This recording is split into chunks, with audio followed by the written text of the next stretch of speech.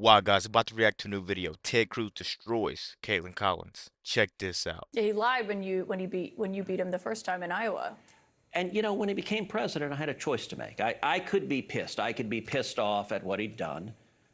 But if I was going to do that, he'd just been elected president. I got a job. I got a job to represent 30 million Texans. And frankly, if I was going to let my hurt feelings make me say, I'm not going to work with you, I needed to be prepared to resign my job and go home.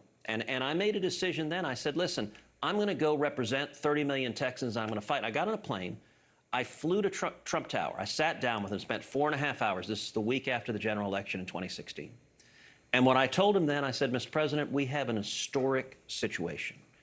The voters have given us control of the White House and both houses of Congress. We can't waste this. And I told him then, I said, listen, I want to roll up my sleeves and go to work and lead the effort to deliver on our promises. And as I look back to the Trump presidency, I think we accomplished incredible victories for the American people. But this moment, what you said there, you know, you talked about your family. They targeted not just your dad, but also your wife.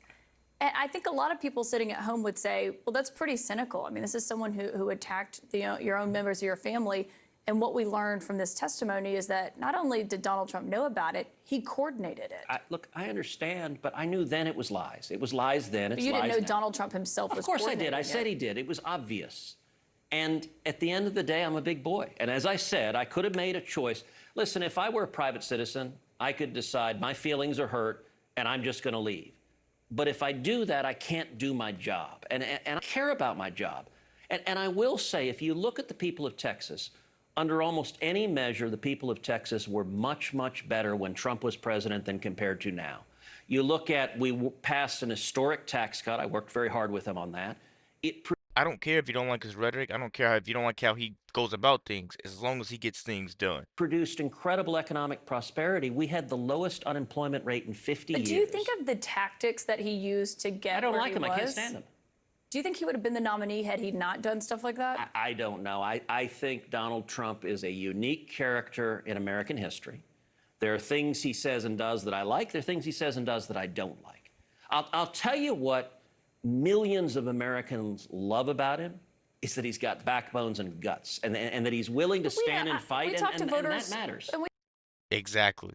He's willing to stand and fight. He has backbone and guts. With everything they do with him, he's still standing. He's still getting shot at. He's still making a change. He's still doing what he can for our country. I don't even know how to put it, man.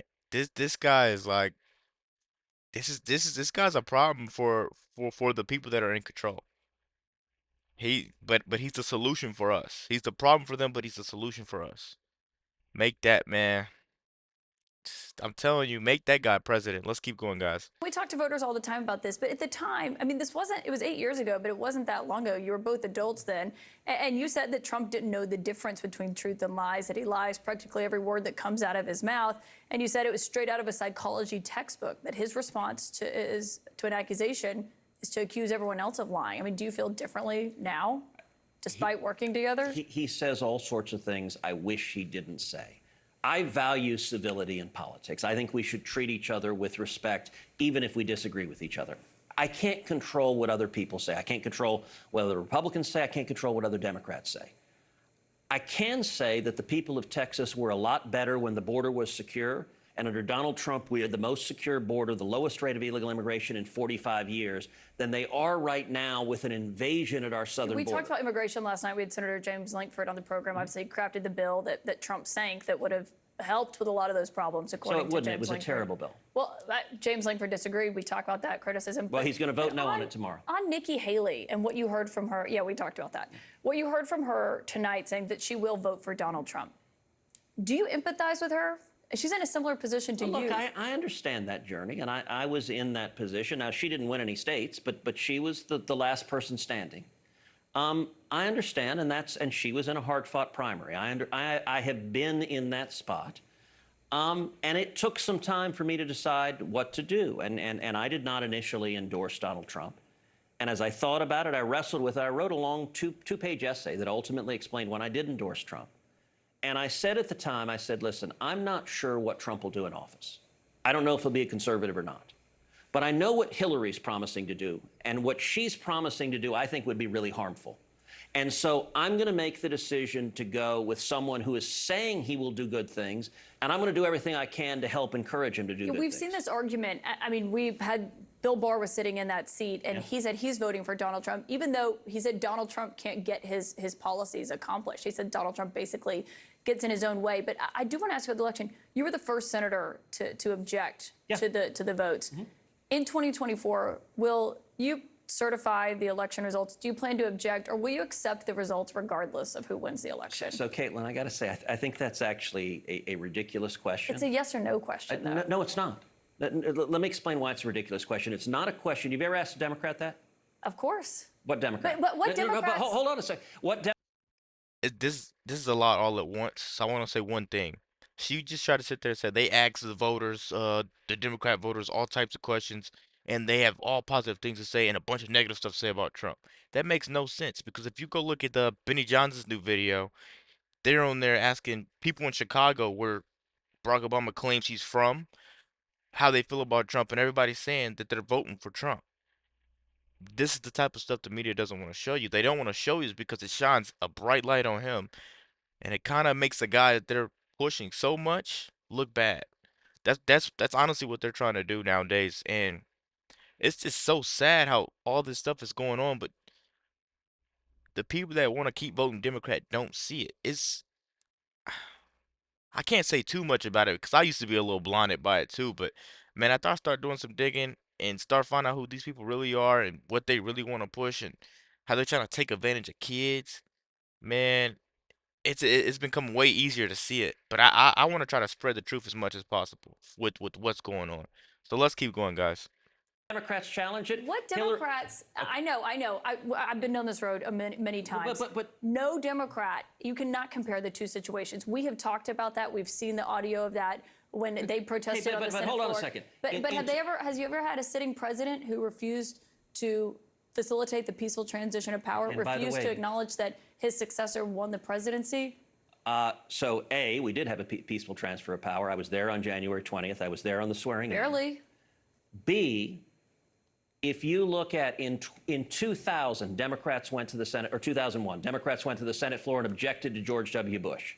In 2004, they went and objected. And what did the president do? In 2016, Democrats went and objected to Donald Trump. And so... Look, and what happened in 2016? Because I remember a guy named Joe Biden was vice president, and he went to the Senate floor and certified the votes. So do you want... Am I wrong? So you're asking, will you promise no matter what to agree an election is illegitimate regardless of what happens? And that would be an absurd thing to claim. Like, we have an entire election law system that people challenge elections. Elections get overturned. Voter fraud gets proven. That happens all the time. And the media engages in this weird game post-Donald Trump that you insist no voter fraud has ever existed. Why does every state have laws in place to challenge voter fraud if it occurs? The media Why do you have election challenges? This isn't a game. There was no widespread voter fraud. You only ask Republicans that. Because it was Republicans who tried to block the transition of power. You have to acknowledge that. So we've never seen it on a scale of what happened in 2020, and we've never seen the president refuse. He wouldn't even let Joe Biden get classified briefings at the beginning. I recall that. So my question for you again, free and fair election, will you accept the results regardless of who wins? Look, if the Democrats win, I will. I'm not gonna lie, man. It's gonna be really hard for me to accept the results this year with everything we've been through. If you guys really go out and you vote blue after these tough times we just lived in, man, I don't know how much of this I could take. Honestly, I don't know how you could just be so oblivious to what's going on. Like, voting blue will be the biggest mistake that you could make, I think, this year in your lifetime. Cause man, we're not gonna see changes. They haven't changed anything any of the times they've been elected. They've only caused harm to this country. Let's finish this video off, guys. I'm gonna tap back in at the end of this. Let's keep going. Accept the result, but I'm not going to ignore fraud. But was there regardless fraud of what in 2020? Of course there was fraud in No, 2020. there wasn't, and you still objected. Oh, you know for a fact there was zero voter fraud. Really? What's your basis for that? Show me your evidence. We've spoken with Governor Kemp. They did 3 hand recounts in the state of Georgia. The director of CISA said that it was the safest, most legitimate election. But in you're United saying zero States voter history. fraud occurred. That's what These you are just said. Nothing that would have changed the outcome Okay, of that but that's a election. different statement. But no, it's not, because if Yes, it it wouldn't have is. changed You said there was no voter fraud. there was no voter fraud that would have changed the outcome of the election. And Wait a minute. We just caught her. evidence. we've spoken with Governor Kemp. They did 3 hand recounts in the state of Georgia. The director of CISA said that it was the safest, most legitimate election. But in you're United saying zero States voter history. fraud occurred. That's what you These are just said. Nothing that would have changed the outcome Okay, of that but that's a election. different statement. Nothing that would have changed the outcome. That's still voter fraud. So what stuff went undetected? We got him. Come on, man. No, it's not, because if Yes, it it wouldn't have is. You changed said there was no voter fraud. there was no voter fraud that would have changed the outcome of the election, and you know that, Senator. So what I know is that what I stood on the Senate floor and objected, what I called for, I'll tell you, I wrestled with what to do in that circumstance. And the reason I wrestled with it is because I think there was significant voter fraud in 2020. And You wanted the 10-day commission, I know, but was there voter fraud that would have changed but the do you outcome know of the why I election? wanted a 10-day commission? Because I tried to look, I'm a Supreme Court litigator. I argue cases in front of the Supreme Court. I know. I tried to look through history and precedent, and the best precedent I could find was the election of 1876. 1876 was between Rutherford B. Hayes and Samuel Tilden. And what happened there were serious allegations of voter fraud, and Congress didn't throw its hands up and say, you know what? CNN demanded that I accept the results no matter what, so ignore the fraud. I got to go. But hold on. What did Congress do in 1876? How did the president handle it? What did Congress do in 1876? Senator, I have to know, you can't I'm answer asking yes a or no question. to this question. I'm asking a question. What did Congress do in You 1876? can't answer yes or no to this question. And Republicans, can you answer my question? Why are you refusing to answer my question? I'm conducting the interview with all due respect, Senator. And let me ask you, it's Republicans have twisted themselves in knots. It's just a yes or no question. I'm not twisting myself. I'm answering your question. You just don't like my answer. And what's your answer? Is it yes or is it no? So in 1876, what Congress did is it appointed an election commission. It consisted of 15 people, 5 House members, 5 senators, 5 Supreme Court justices. The election commission was charged with studying the evidence and making a determination of what voter fraud occurred, and that determined the winner.